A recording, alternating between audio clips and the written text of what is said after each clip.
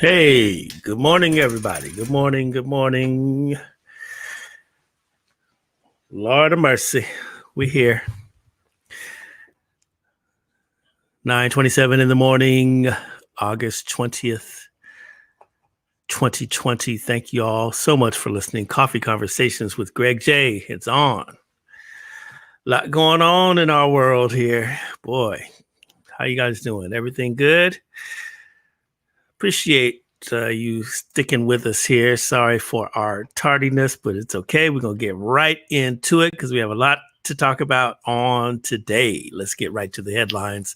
Coffee Conversations with Greg J. Steve K. Bannon, President Trump's former top advisor, was charged on Thursday in New York with fraud for his role in a scheme related to We Build the Wall, an online fundraising effort that collected more than $25 million for the president's much-touted plan to erect a barrier on the Mexican border. Mr. Bannon and three other defendants defrauded hundreds of thousands of donors, capitalizing on their interest in funding a border wall to raise millions of dollars under the false pretenses that all of that money would be spent on construction.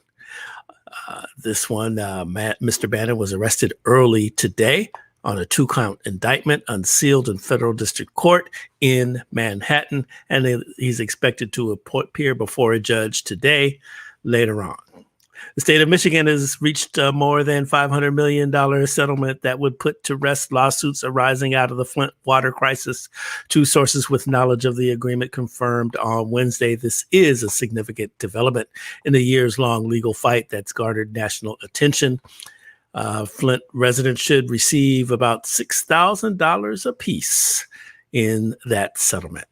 Black Press USA reports from Minneapolis, Minnesota, saying that the U.S. Bank announced today details of a $15 million rebuild and transform fund, which will help small businesses impacted by civil unrest and support organizations working to address systemic, economic, and racial inequities. The U.S. Bank Foundation will make philanthropic investments in Black, Indigenous, people of color-led organizations with a priority on Black-led nonprofits. The additional $5 million in grants will be distributed in the Twin Cities as general operating support and will include funding to grantees to support trauma care for staff or residents in impacted areas. From the California Black Media Network, family members, friends, former colleagues, and other loved ones across California were shocked to learn about the passing of former California Assembly member Gwen Moore on August 19th. Her family has not yet announced the cause of her death. Gwen Moore was first elected to the state legislature in 1978 and served for 16 years until 1994, representing California's 49th district, which was redistricted and renumbered in 1990 as the 47th district. And that includes Long Beach, Catalina Island, parts of LA, and Orange County.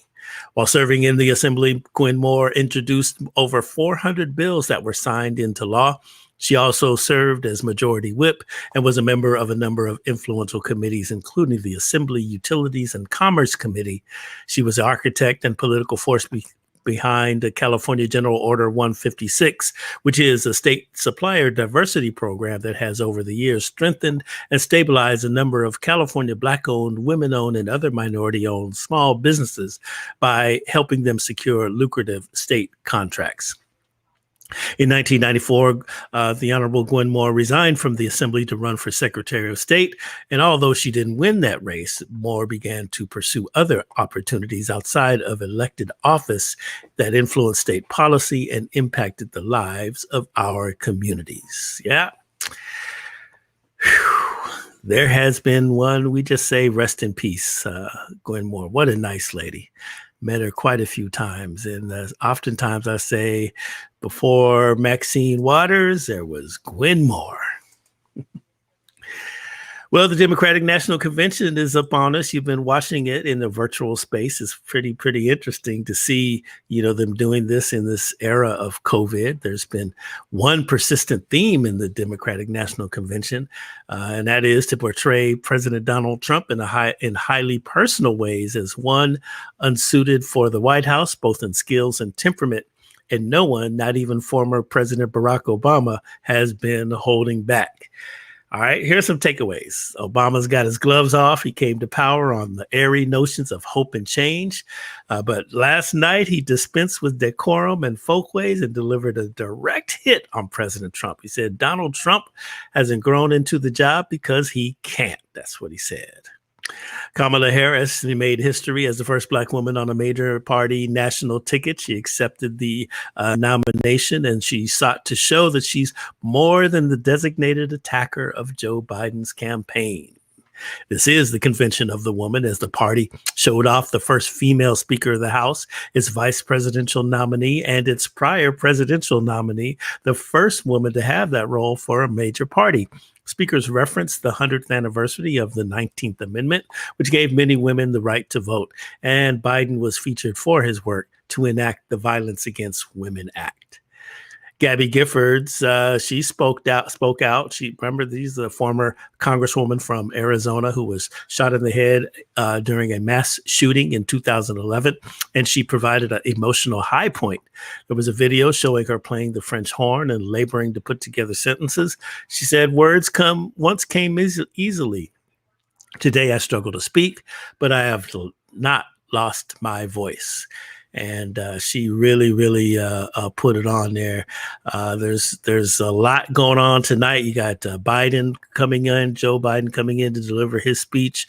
Billionaire Mike Bloomberg is supposed to speak, and lots of former candidates and contenders: Cory Booker, Pete Buttigieg, I can't say this man's name. Buttigieg, Andrew Yang, just so many other people on tonight. Keisha Lance Bottoms out of Atlanta. Just a lot of people coming on tonight. And today we are calling on experts to help us analyze what we have seen, digest what we have experience over these last couple of days, and kind of get some perspective from people who this woman here is a historic, essential element of the Democratic Party here in our area, mover and shaker, just all around knowledgeable person. And so we'll bring her on to sip coffee with us and just kind of chit chat and observe what is going on in the world of politics. Ladies and gentlemen, please welcome Carolyn Fowler. How are you this morning? Good morning. Greg. Blessed and highly favored. Thank you. That's right. That is right. All right. So let's get right. Be here with I'm glad that you're here. This is really good stuff, and I'm glad to chop it up with you because look, your daughter is that's my wing person right there, and I'm her wing person too. You did good, Mom. So good stuff. Thank you. I'm glad. Yeah, she's something special. I would just be remiss if I didn't take a moment to give honor to Assemblywoman Gwen Moore. I had just mailed her some photos a couple of weeks ago. She was close with John Lewis, and so I sent her a picture of the three of us, and one of her showing her when she was in her heyday as Assemblywoman. Very special mentor. Didn't mention she owned her own company, so she was CEO and founder of Communications, mentoring many young women, and a mentor in many of some of us that have been a little more seasoned as well. So I really appreciate you acknowledging all the work that she's done. I totally benefited. Her GA 159 was not only from supplier diversity, it really impacted the utilities in terms of hiring, promoting. I worked at AT&T, and I immediately after that order probably received 2 promotions I would not normally have gotten.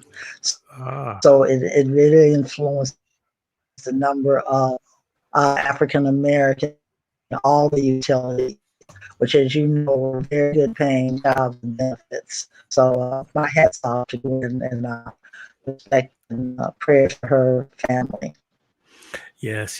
We do honor her memory, and we're so grateful for her legacy of advocacy for us. That's a great stuff. Great stuff. Yeah, she also worked very closely with Alice Huffman on the board of NAACP as well. Mm-hmm. So she was a busy little lady. All right, there you have it, honoring Gwen Moore. So, all right, so we're here at the Democratic National Convention. What a interesting time it is to watch them execute that thing in a virtual space. But what are you feeling now? You watched a couple of days of it, and you're in the mix there. Tell us, what are you thinking? What are your thoughts? What's the biggest takeaway that you have right now? Wow, so much. Hmm.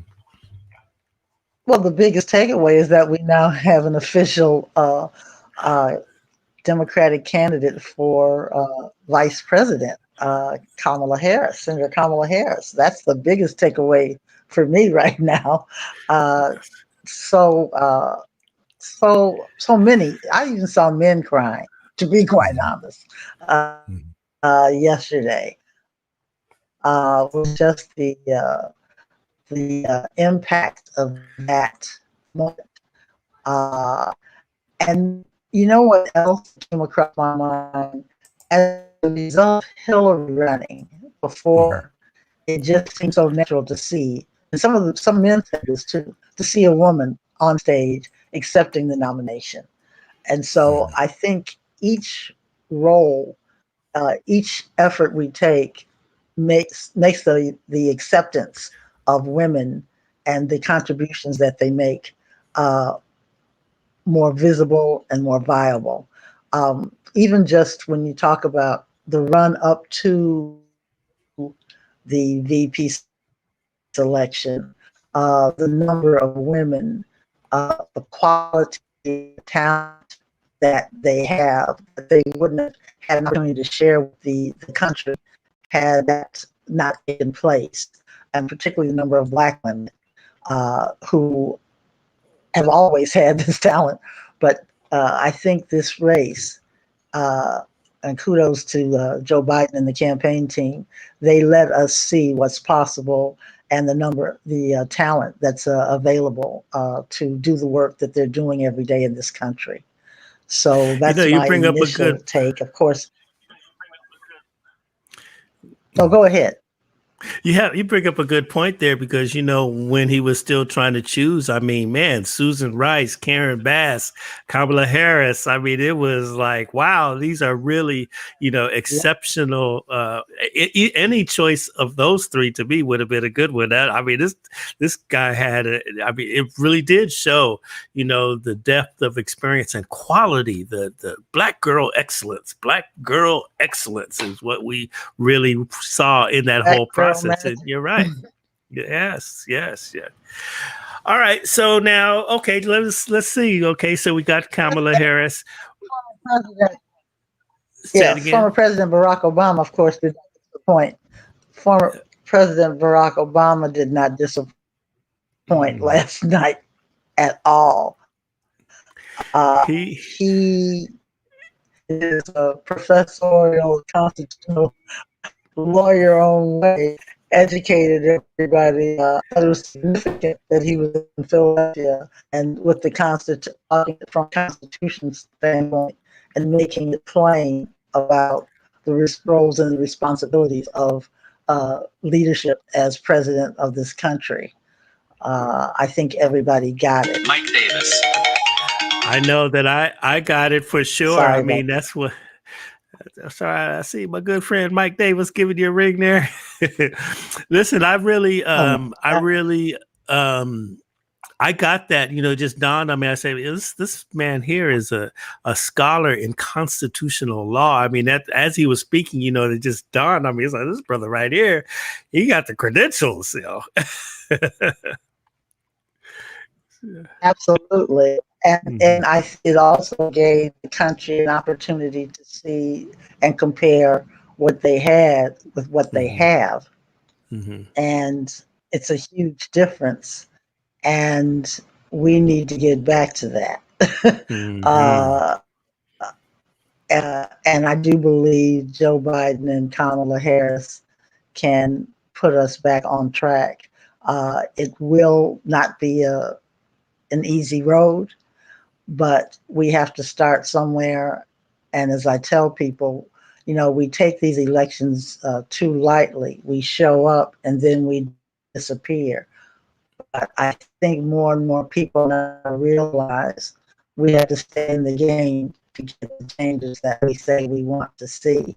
My other big takeaway from the last 3 to 4 days has been the breadth and diversity of this nation. I mean, if you watched any one night, there was something there for you, whether you're an immigrant, whether you're disabled, whether you're a veteran, whether you're a single mom, uh, just everybody had a place to see themselves in the vision they're talking about and what we can do together if we make the change and don't vote.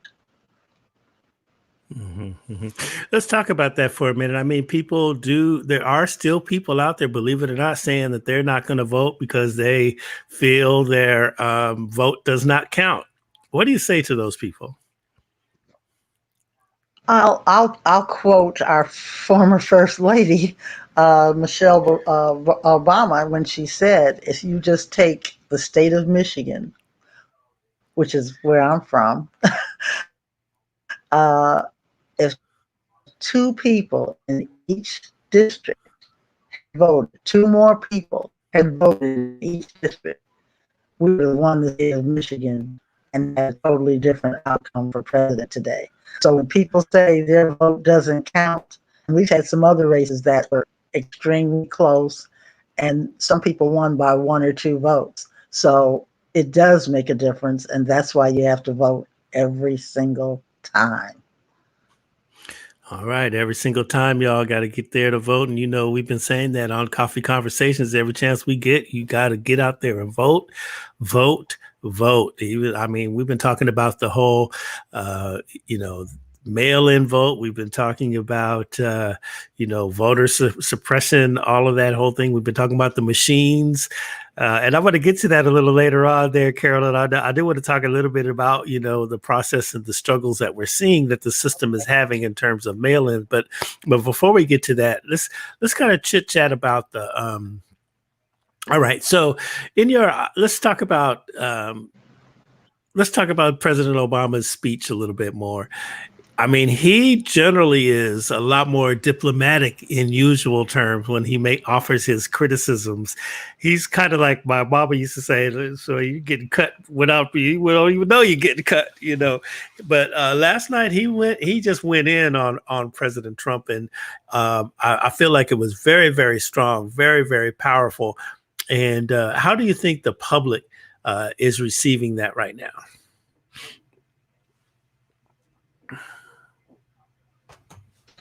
Well, there were discussions, or they call them afterreads, and many people felt that he made the case so crystal clear about defending the Constitution, being empathetic, sympathetic, showing compassion, being responsible as far as our foreign relationships and being collaborative in that, and how it makes a difference, being accountable, and making sure when things do occur, like the pandemic, we many people don't know they had really left Susan Rice, actually, and the administration had left a plan for a pandemic, which was ignored. And in fact, in many cases, they hadn't even funded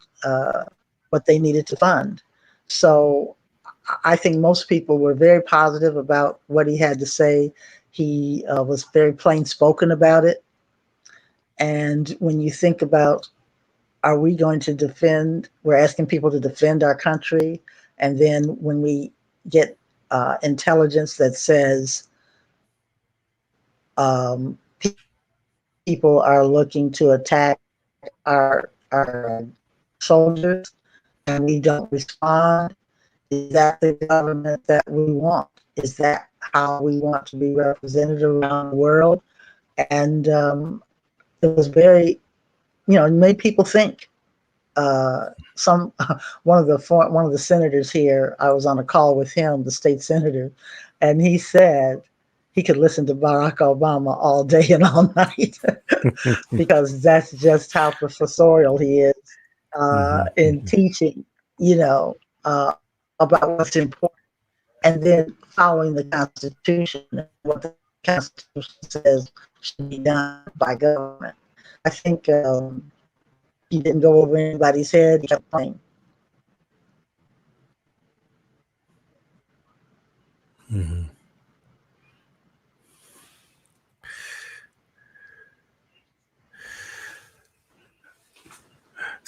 So let me ask you: do you think that our is the system broken? I mean, we're having so much. I mean, we have all these great speeches and everything. And two things scare me. Number one, that I see Donald Trump, and that like everybody else, am just, astonished at the things that come out of his mouth and the way he seems to be running the country. But what scares me even more are that there are millions out here who, agree with him, who are like, they're totally with the Trumpisms. That actually scares me. I'd like to get your thoughts about that. And then the other thing is, while we're watching this whole thing about, okay, the voting machines and the mail-in ballots and the post office stuff and the shenanigans that are going on, the Russians, the Chinese, I mean, is the system broken, or what do we need to do to make sure that it's right, or to even get back to where we were before, pre-Trump? Well, truthfully, what the pandemic has shown us is that even prior to Trump, the structures in many cases were broken, if you will, and the pandemic just exposed it even more. The fact that his leadership and his administration did not take accountability and responsibility to follow through and put in place only exacerbated what was already a problem, whether it's healthcare and the structure, and most of it housing, even the economy, jobs. When you don't have fair wages, when you don't, you have the homeless situation, it all still stems, a lot of it, though, from the structural racism that has occurred for years. And so I can't put that on the Trump administration. But now that we know what are the things that we're going to do and the policies that are going to be in place to turn that around, I think that's a more critical question. And I think it should expose to most people that clearly this is not the administration that can fix that. You talk about the people that follow him. Well, they do a lot of fear mongering. What's going to happen to you? And a lot of it, is certainly misguided and not true. But there are people that, you're the president, it must be the truth. That's typically how many people have been raised. And so that's their philosophy. And some of them are just racist. And we can't worry about the 30%. As I say, you got to worry about 70% and make sure they get to vote. So I'm transitioning into everyone should have a plan to vote, pandemic or not. And the old saying, vote early, vote often, is coming to pass. So whether you choose to vote by mail, to start looking at what's going to be on your ballot. First, check your registration. That's the number one thing. Make sure you are registered how you want to be registered, no matter what party you're in. You can check your registration with the registrar and make sure you're registered appropriately. That's the number one thing. Number two is, what are the issues that are going to be on the ballot when you get it? So most people send out a sample ballot. try to make those decisions early and often, or where can you find out more information? A lot of people are at home because of the pandemic. Now you've got time to study and research how you want to vote on those issues. Um, the next thing would be when you mark that sample ballot, so that when you get your ballot, you know exactly how you want to vote. And the day you get that ballot, mark that ballot. And if you're going to mail it, I know in California, and we can mail back at the charge in LA County. I'm not sure what happens in the rest of the state. So that's not an excuse. But if you want to, they're going to have drop-off centers. Then you can drop it. We're going to have 10 days of early voting here. So you can mail it, you can drop it off, you can drive it to the registrar, you can go to the polling place that's nearest you or near your work. They're talking about having big centers like Dodger Stadium where you can drive through. People are recommending places like that. The main thing is if you do the absentee ballot, make sure you sign it before you drop it off or mail it. And there's going to be a lot of people trying to help people, particularly seniors, with the process for them or what best for them. And if you have to go out, then please wear your mask, be safe, and in some instances, and gloves. But the main thing is to vote and to vote early and make sure all your family has a plan, your neighbors, your friends. When I talk to anybody, I ask, what is your plan to vote? So Greg, what is your plan to vote? Mm-hmm.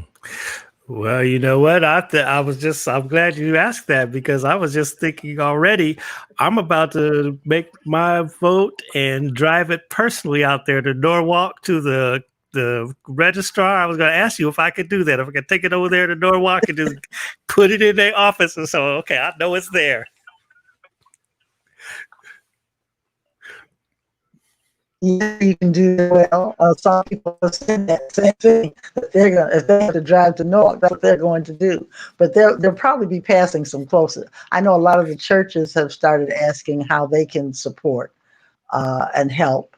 A lot of the some of the community nonprofits.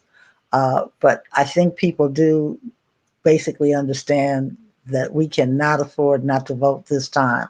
We know people did not vote last time like they should have. But many of them are saying, no, I'm definitely coming to vote, which is a good thing. Mm-hmm. And if you can always volunteer. Some people have extra time now. You can volunteer to call and remind people. So there are a lot of organizations that are doing that. The state has a website that you can go on and volunteer to vote. Yeah. But voting is a serious matter. It's a serious matter. And so I want to ask you though, how do we, like, we're making our decisions. We know the presidency is, front and center, but there's going to be so many other issues and, candidates that, you because we're overshadowed with so much news about the presidential election, maybe we don't get enough information for the local, the other issues that are on there. There's other candidates. There's all these different propositions that they're sneaking by us and everything. How do we get the right information so that we can make our best vote? Like, you get all this stuff in the mail and you see, people put their own list out there, but how can I get the pure information so that I can make my own decisions?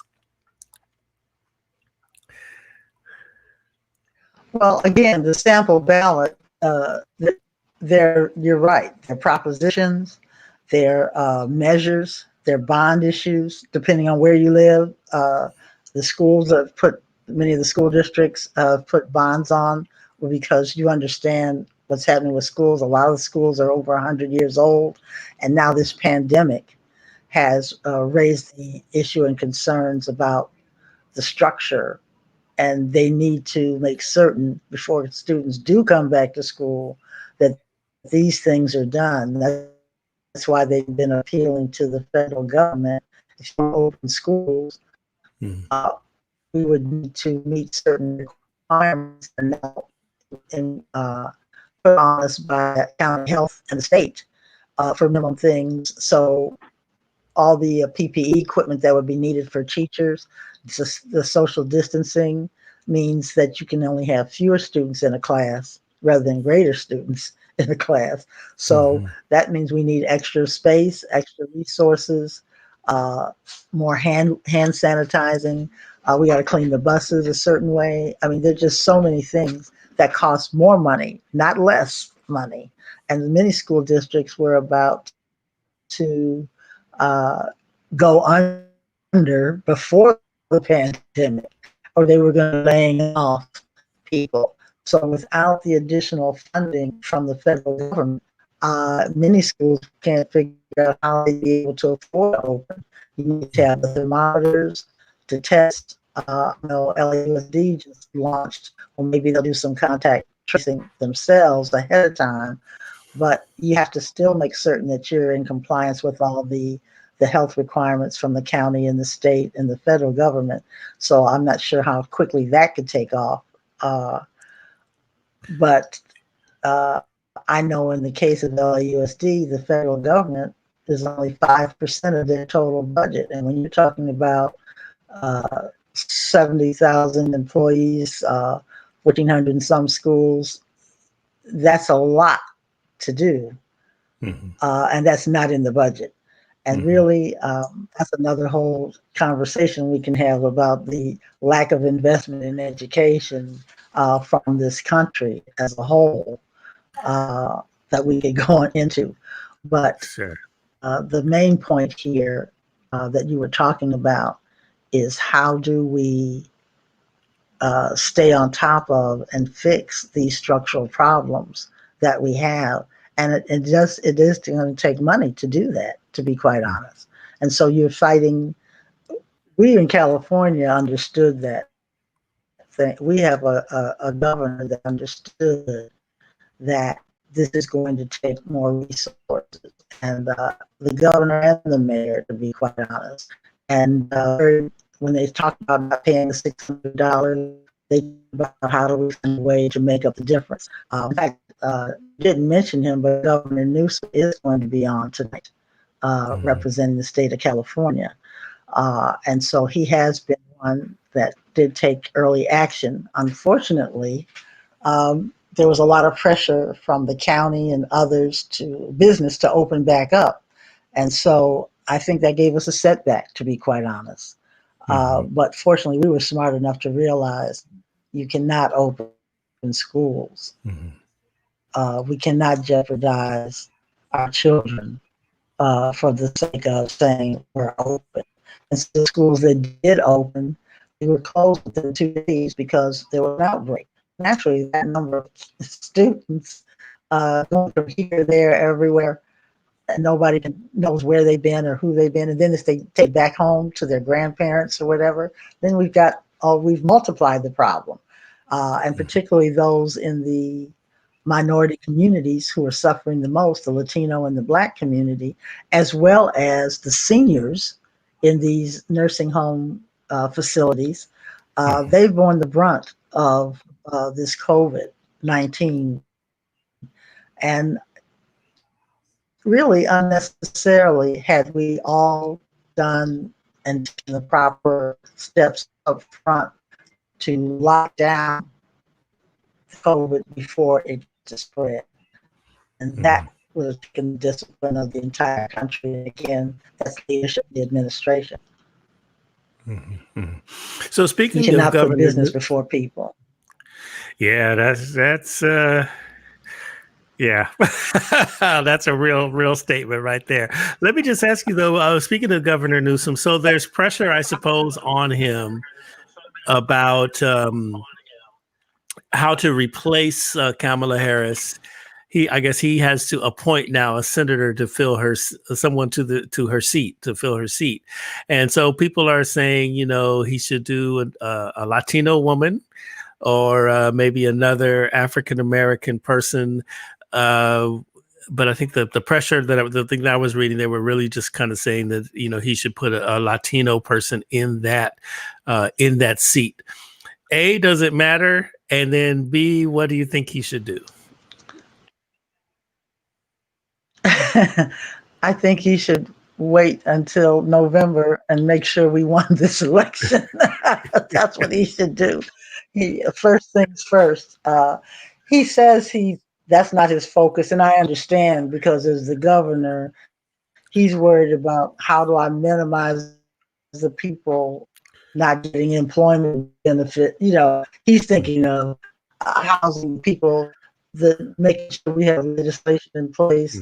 How do we stop people from being evicted? How do we stop people from losing their businesses? How do we, those are much greater priority than who's going to be the next senator in his mind. And he may speak to some of that tonight about what the priorities should be for him as a governor. When that many people lose their jobs, the apartment owners are hurting. He's trying to negotiate with the banks so people don't feel that loss. He's trying to keep people in their housing, although it is a major concern how people, even if they stay, where is their job, how do they make up that income, even if they have more time to pay. Which, interestingly enough, Senator Harris, Congresswoman Waters, Councilmember Baird, many of them are proposing that we know it's a problem, just send people $2,000 a month so they can at least eat and pay their rent. That's a role the federal government could play. But they haven't. They're still debating now whether to even still give you the unemployment or whether to do the $1,200 again. So as far as who should be the Senate, I know a lot of African Americans feel like, look, we fought long and hard to get that one seat for an African American. Appointed African American to at least finish the term. I understand that. Our fellow brothers and sisters of Latino descent feel like we're 40% of the state. We should have that seat. So the good news is there's plenty of talent in this state. I don't envy him the decision, but I also know he never makes that totally alone. I suspect Senator Harris will have some input. I suspect our other senior senator, Feinstein, will have something to say. I suspect the speaker, Wilson, will have something to say. So I don't think he makes that. He can make the final decision, but he'll have a lot of input in the meantime. But if you're interested, I guess we'll see the campaign for that right after the 3rd, if not before. So now you have a lot of titles within the California Democratic Party there, and you have a really good view of what's going on, and you're well known for knowing, what's happening and how things are moving about, within the party. Now, I would like to ask you, I was talking to Tammy Mack from KJLH Radio the other day, and we were talking about Black conservatives, and, we want to know where they are. We want to give them an opportunity. I mean, there's some Black folk out there who might be, supporting Trump and who have an extremely conservative view of how the country should be run. Do you encounter Black conservatives? Do you encounter? Is there such thing as a Black conservative within the Democratic Party? And when you do, what is the source of their conservatism? I guess that's how I want to ask that question. Yes, every party has from one extreme to the next. Yes. I think the main thing is, which I'm very proud of our California legislative caucus. I think when you focus on real issues that impact our community, I think that takes away the I'm liberal, I'm progressive, you're conservative somewhat. They've moved a lot of good legislation in their package, led by Dr. Shirley Weber as the chair this year. And she just got the ethnic studies bill signed by the governor. where we have Prop 16 on the ballot to remove, kill that Prop 209, which really has not been equitable for minorities, particularly minority women, whether it's in terms of contracts, in terms of education, on the education level. It hasn't even mentioned minorities. I know a lot of Asians think it has, but they really look at the numbers. It has hurt them on contracting specifically, and from the admittance into college as well. And no one says that should be the be all end all, but race should be a component and a consideration in all those aspects. We're only one of a few states that still don't do that. Maybe 6 or 8 states don't take into consideration. And this will be the leaders in everything in California. And so they did get enough signatures to get Prop 16 on the ballot. And we're hoping people will come out and recognize the inequity that currently exists, and will support that piece of legislation. So there are conservatives. A lot of times what it really gets down to, you'll hear the phrase corporate Democrats. They have a pro-business perspective. And so that's where you find that a lot. But again, I think if you focus on what are the real issues and how can you change the outcomes of that issue, more people are reasonable and understand, yeah, that is the issue. We should do something about it. So. Yeah, that's very interesting, because I feel like, I may disagree with the conservative, but I do think that, particularly in the Black media space, they should have a voice too, so we can hear from them.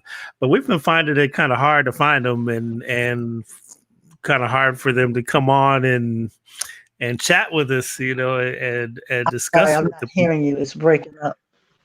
Oh, okay. Yeah, so just really trying to find the Black conservatives, so that we can hear where they're coming from and what's their deal, so that we can have a better understanding of where they are. And they should come to the village and talk about whatever their position is. Now, when you say a pro-business approach, like, give me some of the keynotes. I lost your last I'm comment. Here. Right. So what are some of the keynotes when you say pro-business? So yeah.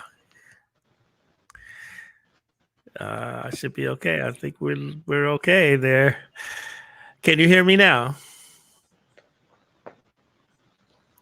Okay. All right. Yeah, I missed your last comment. Okay, I was just asking, when you say pro-business approach, what does that mean?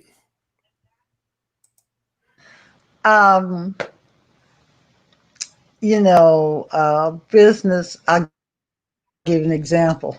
There's another Prop 15 on the ballot that's calling for commercial properties to pay their fair share. So most of the business people are against it, of course. But the residential customer has been getting a tax increase for years. Commercial properties probably haven't had an increase since the 80s. And so the pro-business people don't want a tax increase, even though it's been years since their property's been assessed. So there's an example right there. That's going to be a big fight on the ballot for this fall, for sure. So now in that example, so that's like people that business people who who own their facility and everything like that. Those types of taxes. Because I'm a business person, I don't own Mhm. my facility, but I will say that I'm paying a lot of fees, and so if I'll come up with some more taxes and whatnot, I'm probably going to be against it. Well, and I know people say that, and that's a philosophy, but I say to people, haven't they been raising your rent anyway, reason about it? Because that's what they do. That is a conservative response that you just gave right then. Oh, well, they're going to just pass it on to me. Guess what? Stuff's passing anyway. They're going to pass it on to you. You're being passed on, and they don't even, and they're not even paying. You're Mm. being passed on. It's being passed on, and they haven't had an increase. I'm just sharing that that's a weak argument for that very reason, because nobody has gotten their rent lowered or their thing lowered every year. Most of the time, everybody knows they're going to at least get a 5 or some type of increase, and their taxes haven't gone up, and you're still getting the increase. So that money can go to schools. About $12 billion would go into schools and community colleges. That's sorely needed. And the increase that they're going to pay isn't even that great an increase. But the property owner, residential, has been carrying the burden all along. So I just want to disavow you of that philosophy that, oh, I'm probably going to say no because, well, you're saying no, they're going to raise your stuff anyway.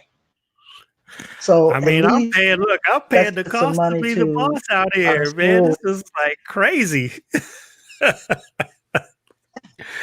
uh, Welcome to so, California. oh my goodness. It's so funny because, even down to your local business licensing and stuff like that, there's a lot of fees that come with it. Where my studio is located in Long Beach, and I say, what happened to the part about you being friendly to small business? It's just a lot going on out here. Yes, yes, yes. All right. They smile when they're beautiful. That makes them But it is what it is. That's what they say. All right. So now, so we gotta, okay, we know why we Long Beach need to has a good vote. mayor, though. Say it again. I said Long Beach has a good mayor. He's done a lot to advance the city, build the city up. Um, I know a lot of. I rarely hear anything negative about Long Beach. Yeah, well, we got a lot going on, but I think Dr. Garcia, I do think he has done an excellent job, and I've been, blessed where I've been in a lot of spaces where he was. I do pay attention to him. I'm relatively new to Long Beach because after I, semi-retired from the radio station and moved out here. And so I'm not a long-term resident, but I'm savvy enough with being years at the front line of observing the community. Um, more than 20 years from my seat at KJLH, I'm pretty savvy, and so I'm watching and I'm listening to issues. I think the biggest issues that face Long Beach, in my opinion, have to do with the school district. I think that right there, especially where it comes down to, Black and brown and Asian children, Cambodian children. I think the Long Beach, they got some issues right in there, and they really need to step up. I don't know what that means in terms of after our vote, because we have to replace some seats on the school board and everything like that, but they've got some issues there, but generally speaking, it's been a great place to live. I think Dr. Garcia has done a good job, and there are some folks out there trying to recall him, though. I don't know what that's about, but that's what they try to do. It goes, it goes with the territory, trust me. But I'm sharing with you really all school districts across the country. It's really the same problem. Um, Many people have testified to the federal government, including I work for Dr. George McKenna at LAUSD, and he's spoken to Bobby Scott, who's chair of the Education Committee, and to really articulate what the financial and it's serious, and it does impact the minority students the most because they're typically in the older infrastructures. They typically have had less support in terms of tutorial. They're typically in single family homes. We got a huge foster care population. We got a huge homeless student population. So they haven't had the benefit of, in some cases, not even a nurse in every school. You need, so trauma is an issue. So counseling because of what's happening in the home. But all these things take money. And like I shared with you earlier, the federal government has not invested in education while they should.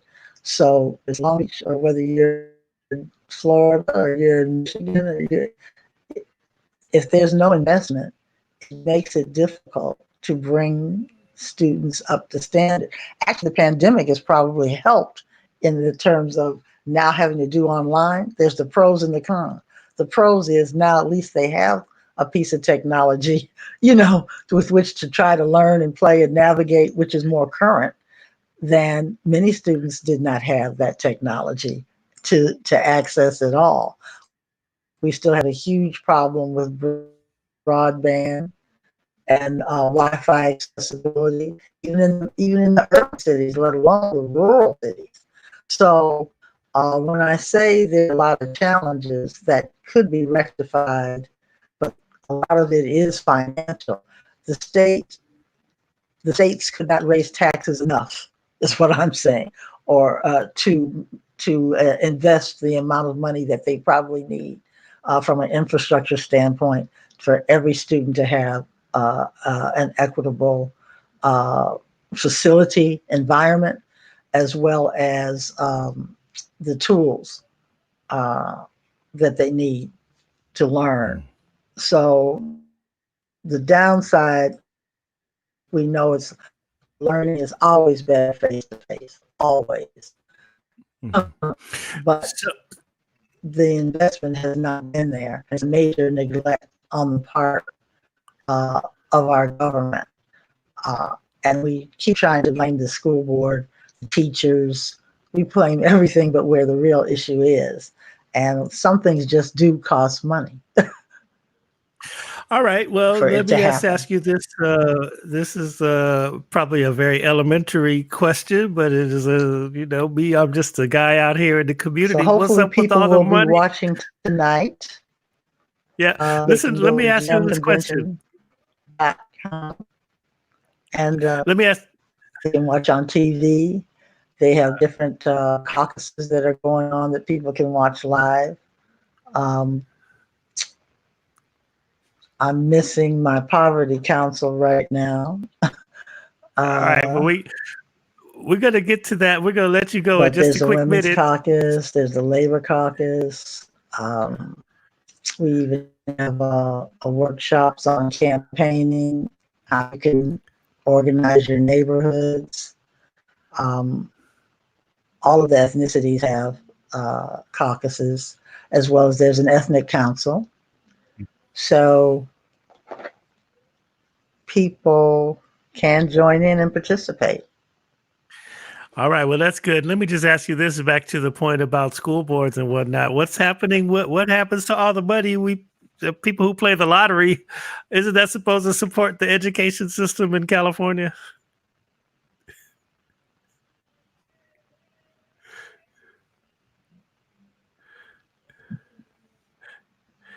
Are we having a connection problem? Okay. Well, I tell you what, Carolyn, you know what? Thank you so much for joining us on Coffee Conversations with Greg J. It's it's been fascinating discussion, and as we go through the selection season, I've we might reach enjoyed it out to you. thoroughly, Greg. And we haven't solved World Peace yet, but Uh-oh. Yeah. So listen, what we'll do is we're gonna keep you on speed dial and invite you to come back in, and as we go through this whole process right here. all right. Thank you and have a great day. And don't forget to vote. That's right. That's right. Thank you so much, ladies and gentlemen. There you have it. Carolyn Fowler from the California Democratic Party Women's Caucus, among other things there. Hope you got some great information on this. We're going to continue to replay this broadcast so you can chime in and observe. Tell a friend about all about it. Next week, we're coming back with, we got Dr. Sherilyn Lee coming on Tuesday to talk about holistic medicine in this COVID environment. On Thursday, we're going to do a summit on emergency preparedness, especially for our community. And hey, who you never know, might have an artist or two, some really great music to share from across the globe. You know how we do it. Coffee Conversations with Greg J. Just a housekeeping note, you can get us live on Kalimbasong Coffee Company Facebook page, Coffee Conversations with Greg J Facebook page, and now on YouTube Live. We started out doing YouTube at first, and it wasn't what we had hoped it to be, but we're going to continue to push the show out. Of course, you can get it on demand at beachcityradio.com, beachcityradio.com. Music for your soul, conversation for your mind. We're changing paradigms in broadcasting in this digital space. Great music on that page. Lots of news and lots of information, videos, all kinds of stuff. Just go over there, beachcityradio.com. I think that's it. Love one another. Love one another. Peace and blessings.